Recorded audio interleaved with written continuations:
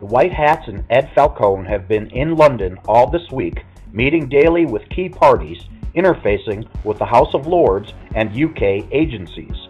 Multiple agendas are in play at the highest levels. The White Hats are using the UK arena to commence their work due to the total control that the dark cabal, Bushes, Clintons, Obamas, and all of their minions, has had in the United States, including the American mainstream media. It is difficult to believe the Bushes have gone undetected for 50 years with a hidden agenda that is so deep they have compromised every American virtue. So I hope the minute that's taken hasn't come off my time, please. My Lords, I'm going to start, I don't wish you to get too encouraged, I'm going to start with my conclusions, but I'm not going to sit down when I've made them, because I'm going then to give you the evidence to support them, and hopefully present to you the reasons why I want support for an official inquiry into the mischief I want to unfold to yourselves this afternoon. My Lords, I've been engaged in this pursuit of this issue for nearly 2 years now, and I'm no further through to getting to the truth. I think there are three possible conclusions which may come from it. I think there may have been a massive piece of money laundering committed by a major government which ought to know better, and that this has effectively undermined the integrity of a British bank, Royal Bank of Scotland, in doing so. The second alternative is that a major American department has an agency which has gone rogue on it because it has been wound up and has created a structure out of which they are seeking to get, well, at least 50 billion euros as a payoff. And the third possibility is that this is an extraordinary elaborate fraud which has not been carried out, but which has been prepared in order to provide a threat to one government or more if they don't pay them off. So there are three possibilities, and this all needs a very urgent review. My Lords, it starts in April and May of 2009 with the alleged transfer to the United Kingdom, to the HSBC, of a sum of $50 trillion, and 7 days later, ping, in comes another $50 trillion to the HSBC, and then 3 weeks later, another $50 trillion, total of $5 trillion in each case. Sorry. Total of $15 trillion is alleged to have been passed into the hands of HSBC for onward transit to the Royal Bank of Scotland, and we need to look to where this came from and what the history of this money is, and I have been trying to sort out the sequence by which this money has been created and where it's come from for a long time. It starts off apparently as the property of a man called Johannes Riardi, who has some claims to be considered the richest man in the world. Well, he would be if all the money that was owed to him was paid, but I have seen accounts of his showing he owns $36 trillion in a bank, and it is a ridiculous sum of money. On the other hand, the $36 trillion would be consistent with the dynasty from which he comes and the fact that they had been effectively the emperors of Indochina in times gone by. But a lot of that money has been taken away from him with his consent by the American Treasury over the years for the specific purpose of helping to support the dollar. And he has sent to me a really quite remarkable document which is dated in February 2006, in which the American government have called into a meeting with the Federal Reserve Bank of New York, which is neither Federal Reserve nor a bank. It's a bit like Celebrity Big Brother. It's got three names to describe it, and none of them are true. And this document, which is quite astonishing, purports to have been a meeting which is witnessed by Mr. Alan Greenspan, who signed for the Federal Reserve Bank of New York, of which he was chairman, as well as the real Federal Reserve Bank in Washington. And it is signed by Mr. Timothy Geithner, who as a witness on behalf of the International Monetary Fund, who sent two witnesses, the other one being Mr. Yusuke Horiguchi. And these gentlemen have signed as witnesses to the effect that this deal is a proper deal.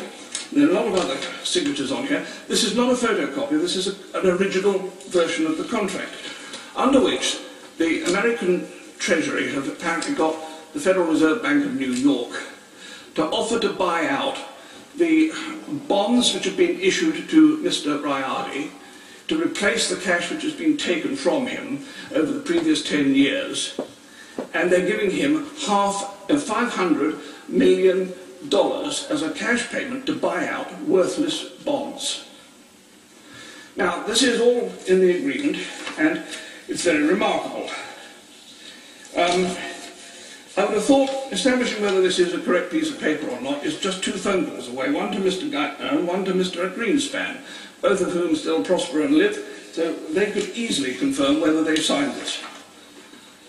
Mr. Rayadi has, by passing these bonds over, also put at the disposal of the US Treasury the entire asset backing which he was alleged to have for the 15 trillion.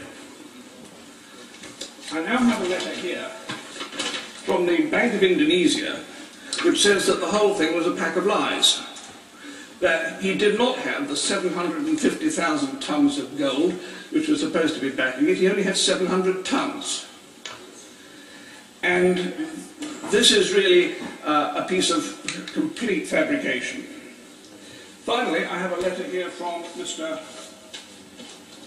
Rayadi himself, who tells me that he was put up to do this and none of it was true, and that he has been robbed of all his money. And I'm quite prepared to recognise that one of the possibilities here is that Mr. Rayadi is himself putting this together as a forgery in order to go and try and win some recovery back. But it gets more complicated than that, because each of the 5 trillion payments that came in has been acknowledged and receipted by the senior executives of HSBC, and again receipted by the executives of the Royal Bank of Scotland. And I have set the whole of those receipts for all of this money. Why would any bank want to sign £5 trillion worth, $5 trillion worth, 15 trillion in total, of receipts if the money didn't exist? The money was said to have come, first of all, from the Rayadi account to the Federal Reserve Bank of New York, and from the Federal Reserve Bank of New York it was passed to JP Morgan Chase in New York for onward transit to London.